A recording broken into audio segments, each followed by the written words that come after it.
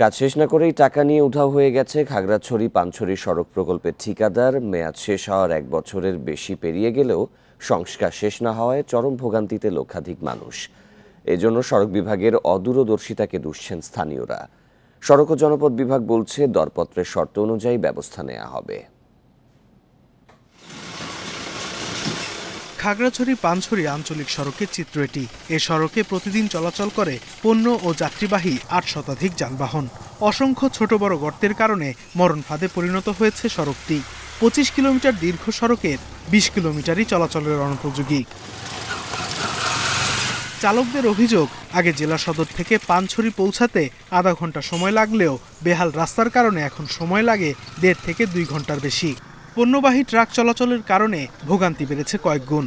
বেহাল সড়কে চলতে গিয়ে প্রায় অসুস্থ হয়ে পড়েন যাত্রীরা। ঘটছে দুর্ঘটনাও।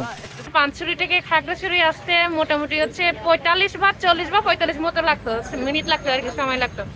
আর এখন 1 ঘন্টারও বেশি সময় লাগে। প্রত্যেকটা দিনে দুর্ঘটনা ঘটে গাড়ির কোনো না কোনো কারণে। আর বিশেষ করে মা বোনদের যারা ডেলিভারি রোগী, এই মাসের ভিতরে অন্তত 10টা ডেলিভারি চিহ্নিত হয়েছে। কাজ না করেই প্রায় 3.25 কোটি টাকা নিয়ে ঠিকাদারের উধাও হওয়ার পেছনে সড়ক বিভাগের গাফিলতি দেখছেন ব্যবসায়ীরা।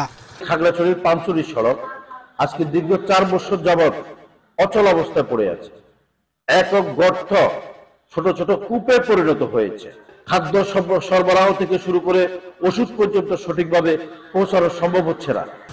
একাধিকবার চিঠি দিয়েও জবাব পাওয়া যায়নি জানিয়ে সড়ক ও জনপথ বিভাগ বলছে দরপত্রের শর্ত অনুযায়ী ব্যবস্থা নেওয়া হবে।